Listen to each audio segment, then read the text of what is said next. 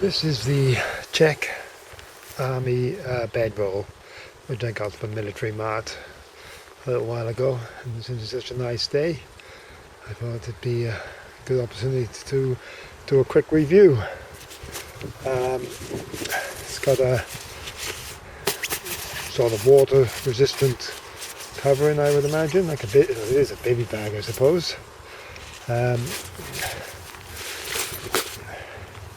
Then there's a wool blanket with buttons all around it, around the edges, and on the inside there's this like a sheet that you would take out and wash, and the two items are buttoned together as it would in a sleeping bag, like a normal sleeping bag, which is a bit fiddly, I must admit. And in places the buttons seem to be either missing, but I'm not sure if they're meant to be missing or not, but they all match up, and every so often there's one or two there missing.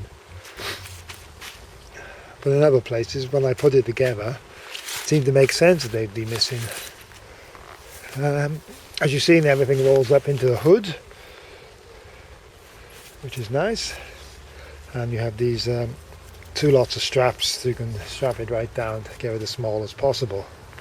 I knew it was going to be heavy from the descriptions I've seen online, but I didn't think it was going to be as heavy as it was. There would be very little chance of me wanting to carry this pack anywhere far. But if you were in a vehicle, you kept it in your vehicle to sleep in, or to carry from the vehicle to your campsite, that would be feasible. The main reason I actually bought it for was for just this outer cover, which I'll be using with a normal sleeping bag when I go on my 500-mile hike across Spain in a few months' time. I'm going to try it in it and see how it fits. It looks plenty big enough to take me. I'm 6 foot tall. So there. The other reason, apart from buying it for this, the baby bag bit of it, which would be ideal for what I need, was the cost. It was $9.99, less than a tenner for a whole sleep system, which is, I think, is bloody brilliant.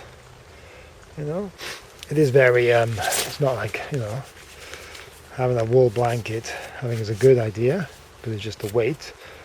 I'm not too fussed on this material, but I suppose back when it was first issued it'd be the latest thing. But in an emergency, why not? So let's see if I can get in it.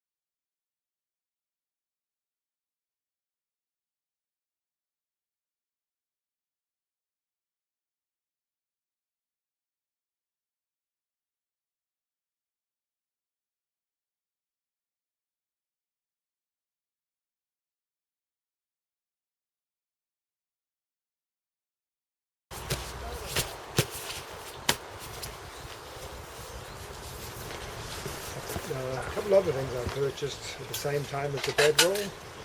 Was one of these stoves. It goes with the mess tin.